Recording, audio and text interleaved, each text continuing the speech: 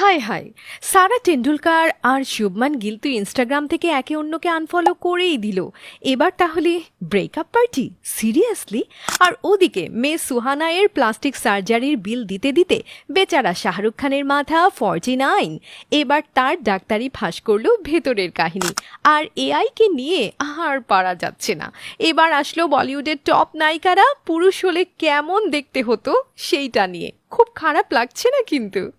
চলুন শুরু করা যাক আজকের গল্প আর গসিপ।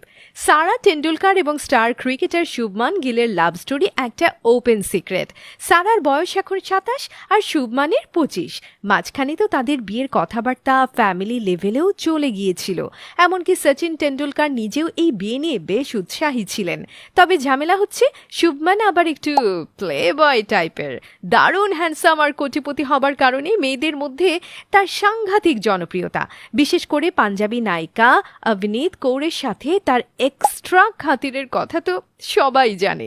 তার খেলা থাকলেই অভিনীতকে গ্যালারিতে দেখা যায়। আর এটা নিয়েই দুই লাভবার্ডের মধ্যে লেগেছে ঝামেলা। সে সময় সারা এক রহস্যময় ইনস্টাগ্রাম স্টোরিতে লিখেছিল, ইউ কান্ট ফুল মি। ফ্যানরা তখনই বুঝতে পেরেছিল সেটা আসলে শুভমান গিলকে টার্গেট করেই লেখা। সারা আবার তখন শুভমানের খেলা দেখার জন্য অস্ট্রেলিয়াতে ছিল, কিন্তু ঝগড়া সিরিয়াস পর্যায়ে চলে গেলে সে সিরিজের মাঝখানেই ইন্ডিয়া ব্যাক করে। আর এবার যখন তারা ইনস্টাগ্রামে একে অপরকে আনফলো করেই দিয়েছেন, তাতে বোঝাই যাচ্ছে আজ দুজনার দুটি পথ দুটি দিকে গেছে বেঁকে। আরে সুহানা খানের ক্যারিয়ার যেন টেক অফই করছে না।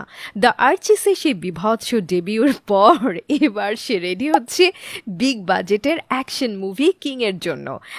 আসলে রেডি হচ্ছে মানে ডাক্তারের চেম্বারে পড়ে আছে। স্টার কিডদের জন্য সার্জারি করাটা একটা কমন ব্যাপার, কিন্তু সুহানা মনে হচ্ছে এই ব্যাপারে সব রেকর্ড ভেঙে দেবে।